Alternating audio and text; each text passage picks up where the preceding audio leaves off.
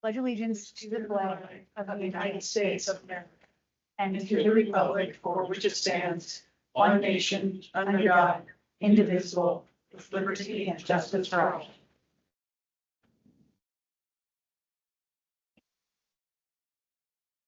Well, thanks for being here, everybody. And this is like a third meeting of the week for some of us, but it's always joyful. It really is. It really is.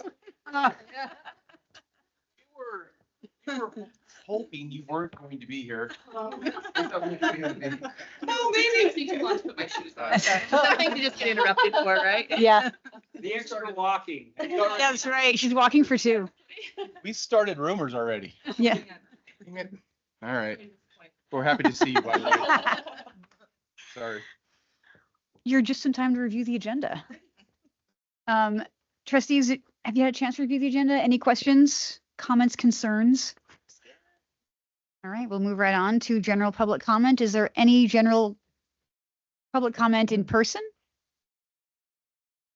Any online? Yes, to the public, but no comment from All right, well, we'll move on to new business. Consent action items. Trustees, is there a motion to approve the consent action items? Is there a second? I'll second. Great, we've got a motion and a second. All those in, oh wait. Is there any public comment on the motion? Is there any board comment or questions on the motion? All right, all those in favor signify by saying aye. Aye. Motion passes, let's see, 1, 2, 3, 4, 5, 6, 7-0. Okay. This is the real meat and potatoes. Item for action, approve the committee recommendation of Mosaic/Cushing Terrell as Kessler Elementary's architect.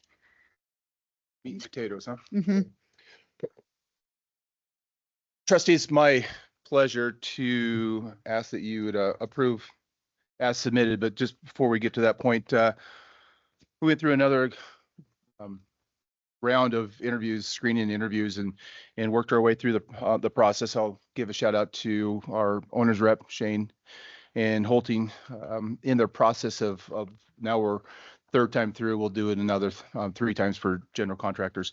A really good, clear, transparent process that we're thankful to have. But it's my pleasure to ask that Mosaic Architects be approved for the Kessler project. I would say that Mosaic, Gretchen, and Matt, they'll come up and introduce themselves, but they're no stranger to the work at within Helena Public Schools. Bryant comes to mind. Other really great projects around town and Butte. And so I am thrilled. Probably be noted that we also have great architects, professional services within the city of Helena. Well, it was a tough decision. We're proud of the work and the partnership that we're establishing with Mosaic. Look forward to that work. And Gretchen really stood out as an outstanding leader and architect and principal for Mosaic, and we couldn't be more happier. So I think what we'll end up doing is run through the approval and then have maybe Gretchen come up and speak a little bit. That Sure, yeah, that sounds good. whatever you.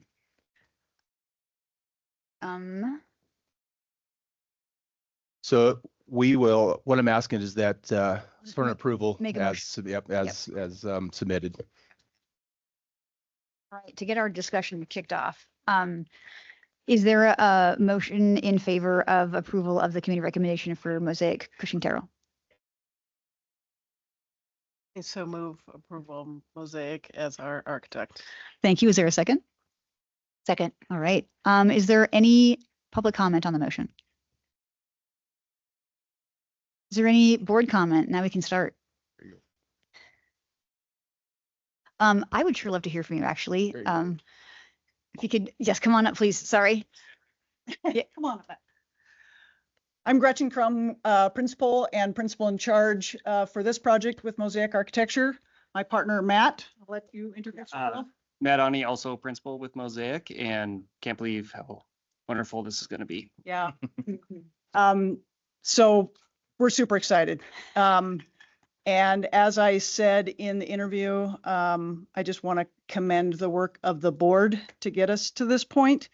You put forth two very bold bond proposals, but your pre-bond communications were exceptional for communicating the urgent need for those. So thank you for that. I am appreciative for the whole community for supporting your work in that, but kudos to you for getting us to this point. Just a little bit of introduction of just some of the highlights, I guess, of what we talked about in our interview. Our first commitment to the school board is to do a post-occupancy assessment of Bryant School. Because we know that the board put forth kind of a new model of learning at the elementary school level at the previous bond. You got 3 great new buildings out of that, but those buildings were a brand new model. They didn't look anything like our older buildings, right? And it had been, 50 years since we'd built a building, so they should have been different. And so we want to go back and assess how that's working, specifically at Bryant, and we can look at the other schools too, but really understand how that model is hopefully positively affecting our instruction and our teachers there. So that's our first commitment, and we're excited to jump into that right away. And then a very open engagement process. We hope the board will be involved with us in some of those public meetings and with the Kessler community. And then we talked about a lot of high level kind of educational principles that we want to see implemented into the building, and none of those should be shocking to you, but they are driven by wanting to reach every learner, right? So if we concentrate only on the lesson taught, we may not be reaching every learner because everybody learns a little bit differently. And so what can we do in the environment to positively affect that instructional outcome? And I'm happy to answer any questions. I'm not sure how long you want me to talk up here. You've been through 2 weeks of it. Yeah, 2 weeks. Another important piece is obviously the education side, and that's why Gretchen and I are teamed up, is I'm making sure it's on budget and on schedule. Right, we have these beautiful goals, these beautiful visions, but we need to make sure we attain that budget and we make sure we're on schedule. So why Mosaic's here is we believe we are going to do an amazing job at that. It's a passion of ours, is let's create beautiful education spaces while also making sure we protect you guys on the budget and the schedule. Thank you. Jump in. I've got a question more for the people that were on the selection committee. Like, if you could share some highlights of what Mosaic brought them up to the top for you guys. Well, if that's okay. Yeah, just please. Gretchen already alluded to that. I think having an open mind and saying that you're going to go back to your own buildings and survey and see what you can do better. That was one of the main things that made us feel like it's real collaborative, and that you're also, thinking, always rethinking or going to the best possible spaces. And then, they've done some, I think there were 3 award-winning buildings that they shared, so just the high level of architecture. And then every firm that we looked at had a local piece and then an extended piece just to bring in some more expertise. And we thought your partners, I'm drawing a blank on Cushing Terrell. Yeah. Carol. Yeah. I think yep. They were very nice to work, or they were very knowledgeable and personable as well. So We had, I think we had one trustee on this process, right? I think we had one left. So there wasn't any other trustee on this committee, I don't believe. So to add to Siobhan's point, that for us, again, not that what somebody else didn't do, but what did Mosaic bring to the table is there's some little pieces and nuances that even I learned through the process. In the Bryant, on the north end of that, that's backed up right against the neighborhood, and so mindful, real strategic in the fact that rather than sticking a 2-story building on top and overpowering that neighborhood, they were really mindful, intentional around making those look like the houses across the street. And so when you drive by, you'll see that they have roof lines that resemble their neighborhood. They talked a lot about that going into the Kessler site, and it's going to be a large building in that neighborhood, and being mindful of your neighborhood and respectful. I think that was a big piece. I will tell you that Gretchen stood out. She led. Like I literally told everybody to get in the back seat. I'm driving this bus, and it was just really it was a powerful, just really powerful interview. And so we were thankful for that leadership. So now the work starts. And so I will say that we have a meeting Monday, and that's just school district and Mosaic come just to gather and calibrate expectations. And then after that, we're going to do the next day over at Kessler with the staff. I call that a handoff. Rather than an email to the Kessler staff saying, hey, by the way, Mosaic is it. We're going to do eyeballs to eyeballs. I want the Kessler staff to see Mosaic and have them introduce themselves, and then Mosaic will have the opportunity then to say, here's our next steps, and buckle in, we're ready to go. And they are ready to go. And then from there, we're going to have a 3-firm meeting where Mosaic, Slade, and A&E and SMA will all come together with our owner's rep, and then we'll calibrate those services. I thought it was really cool the other day that we made the announcement through the agenda. People knew, and the next morning, Slate, A&E, and SMA brought treats. I might have been bagels or something. They all gathered up and walked down to Mosaic and handed it off. So all 3 firms came together without the influence of the district. And I think that speaks to the volume or the power of the professionalism and the power of Helena's community. I have no doubt that they're going to work well together, but we're going to make sure that happens.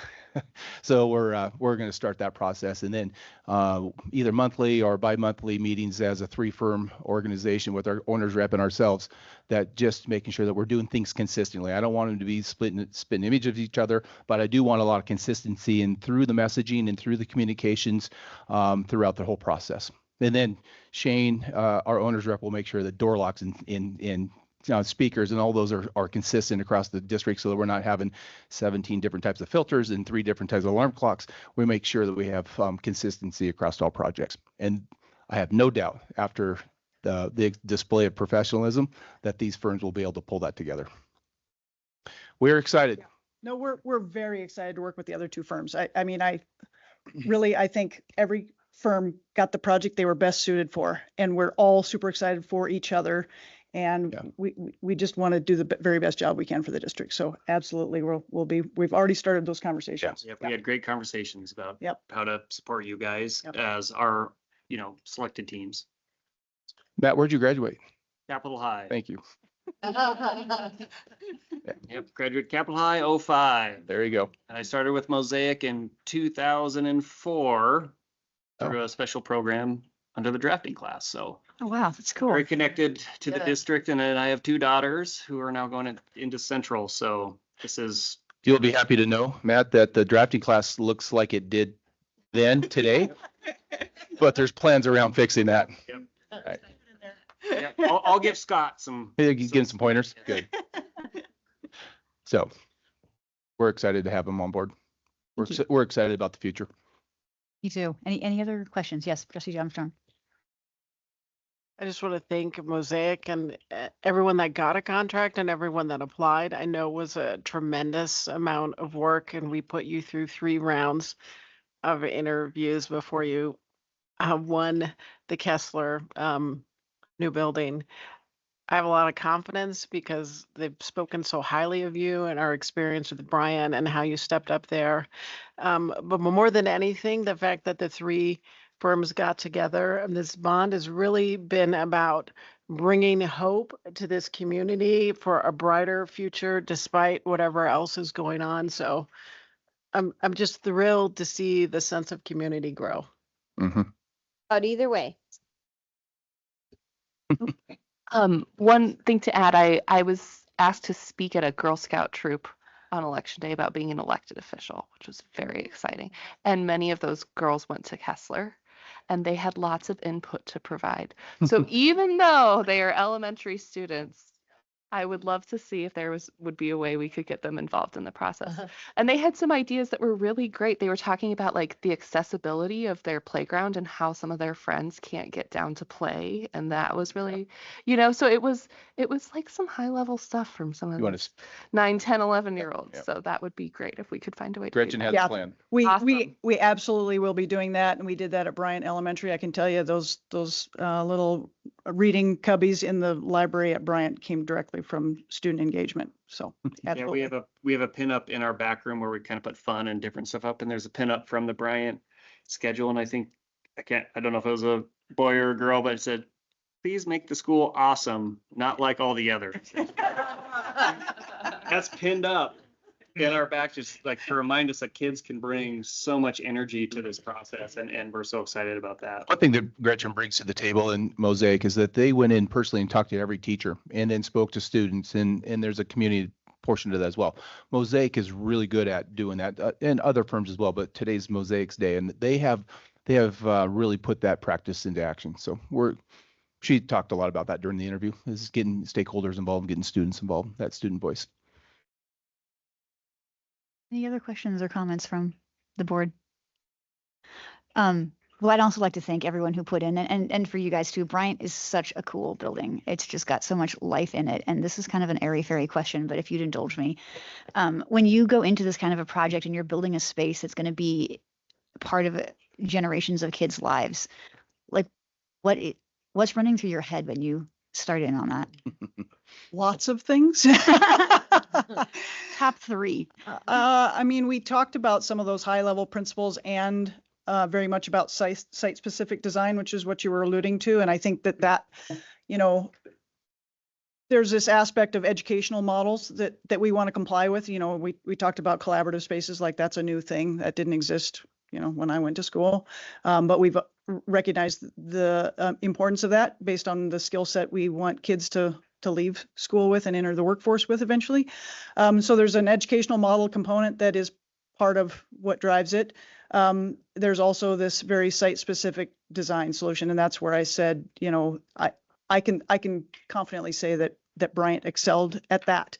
You know, aside from all of the education that's happening inside, the outside is a very site-specific, successful design, and it fits the neighborhood, and it elevates that area of the neighborhood.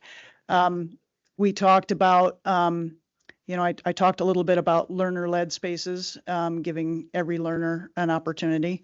We also talked quite a bit about biophilic design and making sure that there are connections to the outdoors.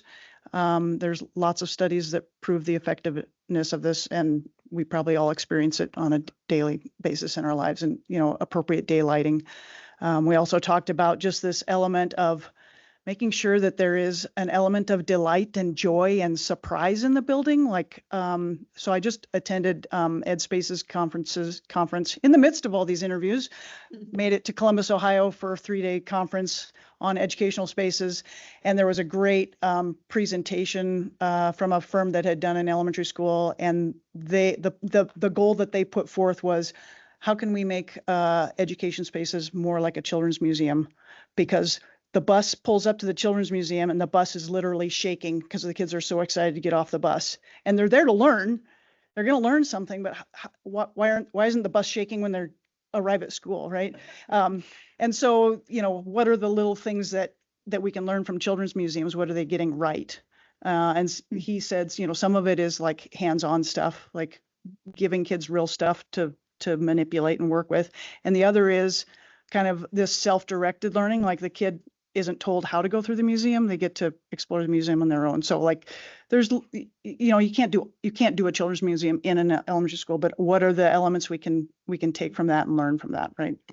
And the other really important thing is, how do you allow flexibility for the teachers, right? They have to teach these diverse learners, but, you know, all teachers are a little different as well. So that flexibility for that teacher to provide that same experience, you know, across the building. So what kind of spaces and furniture and colors can we help them?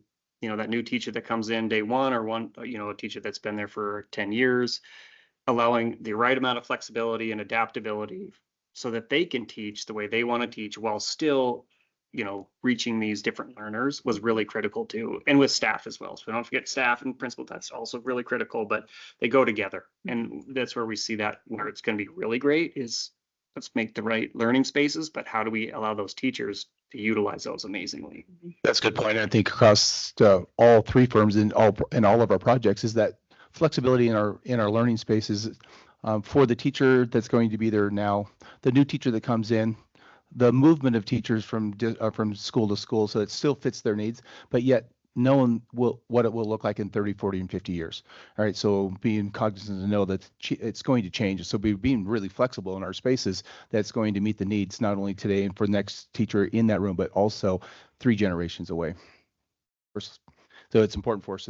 I think it's really important that, and I'll throw this out. That's a really great site. The hillside and then coming down, cascading off of that soccer field and coming down, so multiple levels. And we didn't see that as our obstacle. That's really going to be, something that's going to lend itself to be special in that area. So, but then not only in just the topography of the landscape, but you have Mount Helena to the south, you got the Scratch Gravels to the north, you got Morning Sunrise out to the east side, and then you got the Mac Pass out to the west in that Sunset area. So we want to be able to incorporate all of that. Good luck. It really is special. And I know as an architect, they're already seeing that aspect coming back into play within the building. Just one closing comment. At one point, the board was kind of accused of having lavish retreats, and we said, absolutely, we do. We have them on the deck outside of the Bryant Library, and we feel like it's lavish. So hopefully we can have a lavish retreat over there when you're done. That's a retreat. It's now a July work session. Any other questions or comments from the board? All right, we've got a motion. We've got a second. All those in favor signify by saying aye. Aye. Those opposed? Motion passes 7-0. Congratulations, guys. Thank you.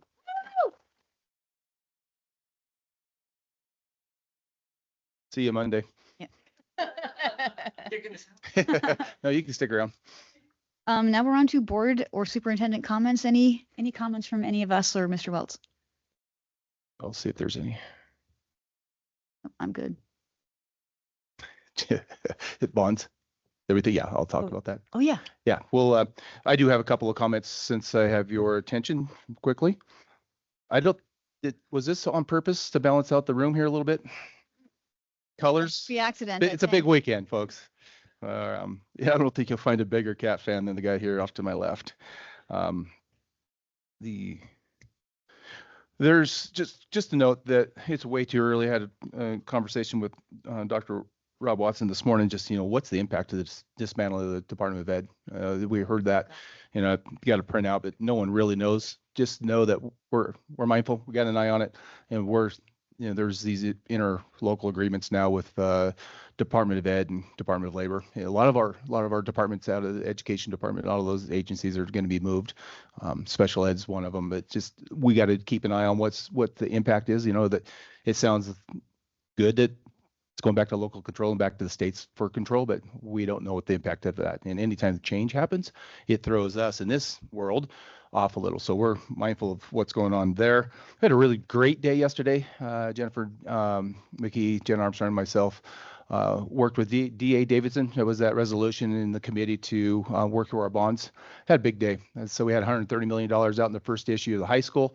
That was that first issue for the high school, probably of 3. And then we also had one of 2 issues down in the elementary. We sold out. We needed $30 million in the first issue of the elementary and $130 million at the high school level. They sold out quickly, about an hour and a half. Had great interest in it. They put them out. We had over $500 million of interest in the high school and about $80 million of interest in the elementary. And so through the work of DA Davidson, I again give them a shout out. We need their expertise. And so going through that, we had really good interest in those bonds, and we'll have a report out here next board meeting, and then full resolution I think is in December. So we're really thrilled about that. Do you care to share anything, your experiences with that, Janet and Jennifer? Nice to hear that the financial work we had done had great. paid off, and that there was 500 million worth of bids for only 130 million worth of bonds. I anticipate that we'll incorporate some of the bond information into the budget meetings. So Yes. we can give a regular update to the board, but it was actually super positive. So yeah, it was kind of a thrilling day for us. It was sort of like, it was a little surreal that you're just sitting in this room watching watching it happen, like the money that's going to build these schools, that's going to be opportunities for kids. And it starts out with this extremely bureaucratic thing that would be difficult and unwelcome to explain in a social group, but it's going to become real things. And it was just a really cool experience to be there and watch it. So we'd be remiss to say why they were successful. Janelle Mickelson's work in this district around where we were 6 years ago to, well, let's back that up. When she started in mid 2000 in the teens, our reserves were low, interlocal was non-existent, and her persistence and tenacity was to build up our reserves, build up interlocals. We were able to do that. We went from a $6 million budget deficit in 2020-21 when I came on, which you had before, but we've got that now where we're in good shape. That's all recognized by the investors. That has to be reported, in people that are, that are investing their money into this district. They look at that. There's a district down on the other side of the divide, AA, that has lost some of their bonding capabilities because of audits. And that affected us, that the big investors across this country looked at that black mark and said, I'm not so sure I wanted to invest. But then they looked at the work that Janelle had accomplished over the years with D.A. Davidson sponsoring, supporting, championing the work that Helena School District. And that investor was our largest investor at the end of the day, came in at the last minute and bought up many, many shares. And because of the work that Janelle has done. So I want to make sure that we'll, December's coming around and we're going to we'll fill that position. We're not going to replace her. We'll fill that position. But I want you to know that through the work in the 10 years that she's been here, it paid off yesterday. And others as well, but it paid off yesterday. I just wanted to add, Thank you, Janelle. Janelle is known around the state for being the very best, so we're super thankful for her. I also wanted to have a shout out to the administration. We had some hard times and we had to make some really hard decisions, some really tough recommendations that got us in a good spot. And also Janet for running the budget committee during that period. So just want to say it's been a big lift and it's nice to have everything in a good place. Agreed. Janelle does not have a mic in front of her, but if she had a mic, she would say, one of my goals is that I want to get the budget cleaned up and I want to make sure we have new high schools for our kids. And she can check that box. Is that fair? Dang it, we did it. And my last point is that just real quick, we meet with the city monthly or every other month. And it's been a really great partnership. And we're going to be losing our city manager there. And he's been a champion of the school district. He's really worked well with us. And I say that because the departments at the city and the Helena School District have had a stronger professional relationship. And it shows as of yesterday, they are already, we've met Shane Holteen, our owner's rep, school district and city, starting to partner these meetings together around the construction projects, right? And it was really great to hear yesterday that the city is already setting up teams for each one of the projects. They are personally going to work through each one of our projects through their team, and we recognize that we're probably going to overload them, right? These are a lot of projects. There's a lot coming at them, but they are planning for that load. And they said yesterday that these projects are just as much theirs as it is ours. It's part of the city. So, what you saw in the professionalism through architects, our city is on board going, we can't wait. We own them just as much as you. So I thought that was really great. Something that you said, that what's going on around this world is a little chaotic, but what's going on in Helena is special. And I'm really, really proud of the work what we're doing and what our city's doing. That's all. Trustee Armstrong. I just want to point out, due to the timing and the work that Janelle Mickelson did in holding firm about the fiscal cliff, we're going to have lower interest rate we're paying than what we originally projected to the public. So that is going to be a savings for a taxpayer. And it's not finalized yet, so I don't want to give those numbers, but I just want to say thank you. And we are always keeping the taxpayer and the burden this is putting on them in mind as we build for our future. Thanks. Any other comments? All right, clocking in at 30 minutes. This meeting is adjourned.